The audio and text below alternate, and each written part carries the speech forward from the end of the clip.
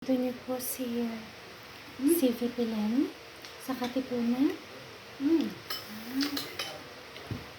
Sabi nga po ni VP Lenny, kapag nakikita daw ng mga tao yung mga mabubuting gawain, nade-develop yung compassion.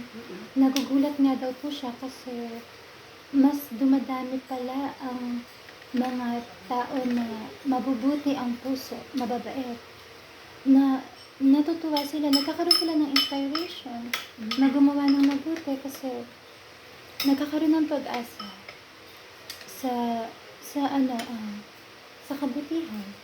Yun yung words ni ni VP, future president claiming the win.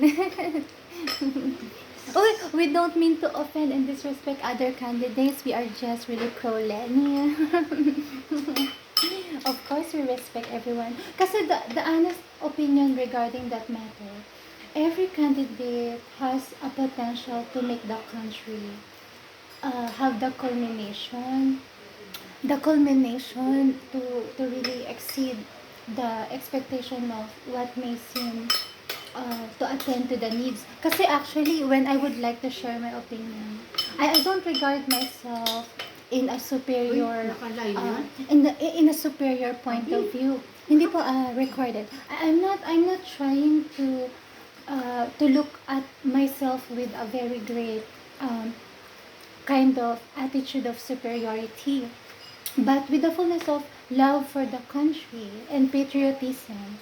It's always relevant to have concern, to have an attitude of not being apathetic.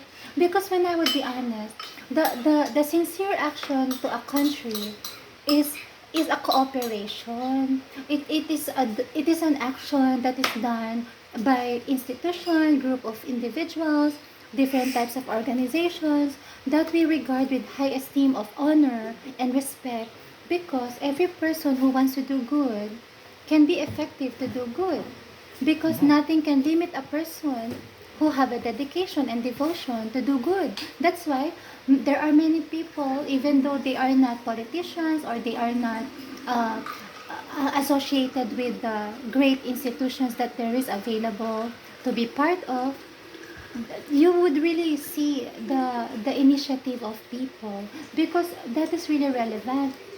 Initiativeness is what is the persistence of a person to do good. Because when it comes to the people who really wants to work as politicians, they are really wonderfully as people who can do good because they have a good intention, they have good motives, they have intellect, they have wisdom, they have intentions to make the improvement and development in a country.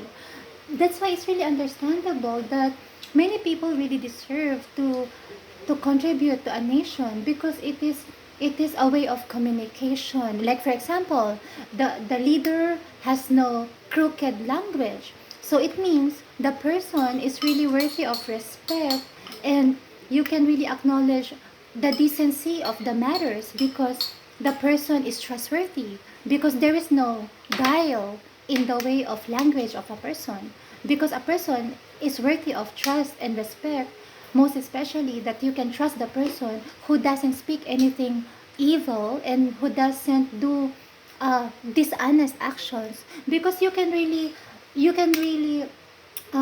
have a hyperbola, an educated understanding of what a person's character is with the way a person talks.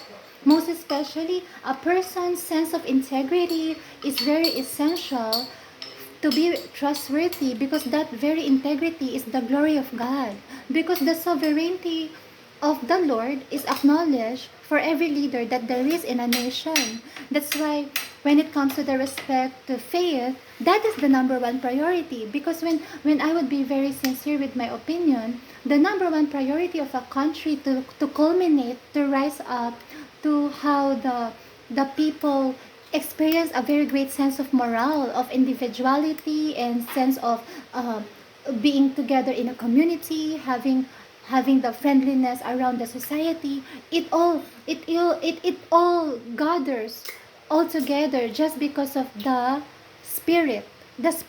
So what I mean to say, what I want to convey is, when you begin first in the heart of the people, that you increase the morality and the values that there is with people, with their sense of acknowledgement that they have souls worthy of respect, and the sanctity of life indeed is attended to, that very sanctity of life that matters to the heart of the people, that speaks about the soul of the nation, is because it is culminated and established because of faith.